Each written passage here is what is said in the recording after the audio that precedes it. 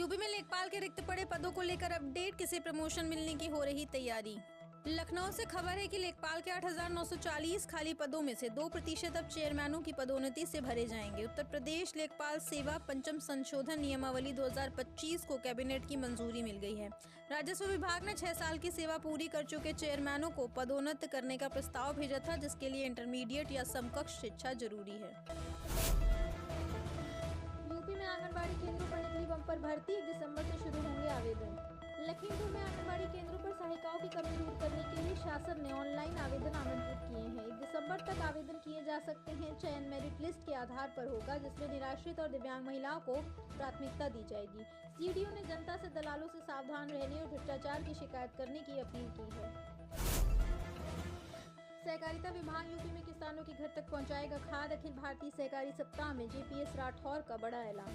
सहकारिता राज्य मंत्री जेपीएस राठौर ने कहा कि सहकारिता विभाग एमपैक्स समितियों के माध्यम से किसानों के घर तक खाद पहुंचाएगा। इसके लिए सॉफ्टवेयर बनाया जा रहा है, जिससे किसान ऑनलाइन खाद बुक कर सकेंगे और भुगतान भी कर पाएंगे। इसके बाद एमपैक्स कर्मचारी खाद सीधे किसानों के दरवाजे तक पहुँचाएंगे।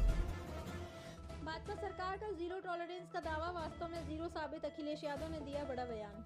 उत्तर प्रदेश के पूर्व मुख्यमंत्री एवं समाजवादी पार्टी के राष्ट्रीय अध्यक्ष अखिलेश यादव ने कहा कि भाजपा सरकार में प्रदेश की कानून व्यवस्था पूरी तरह बर्बाद हो चुकी है।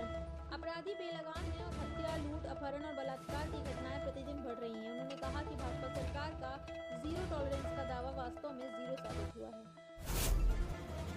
यूपी में अगले साल शुरू होगा ड्रोन सर्वेक्षण कार्य, तैयार किए जाएंगे नगरीय निकाय क्षेत्रों के डिजिटल नक्शे।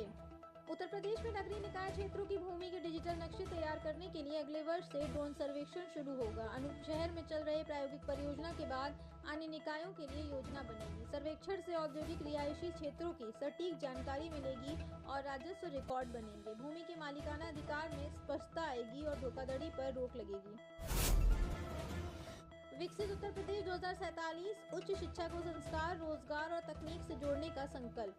लखनऊ में विकसित उत्तर प्रदेश 2047 अभियान के तहत उच्च शिक्षा कॉन्क्लेव आयोजित किया गया। यहां शिक्षा को संस्कार, रोजगार और तकनीक से जोड़ने पर चर्चा हुई। शिक्षा मंत्री ने बताया कि सरकार हर मंडल में नए विश्वविद्यालय खोलेगी। लक्ष्य है कि 2047 तक प्रदेश के 10 विश्वविद्यालय विश्व के टॉप 500 में शामिल हों। विशेषज्ञों ने शिक्षा में सुधार के लिए कई सुझाव दिए।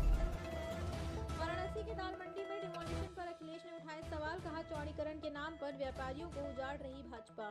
मुख्यमंत्री पर निशाना साधते हुए अखिलेश यादव ने कहा कि हमारे मुख्यमंत्री सिंगापुर में स्पेन खोज रहे थे और अब यूपी में विकास की जगह राजनीतिक बदले की कार्रवाई की जा रही है।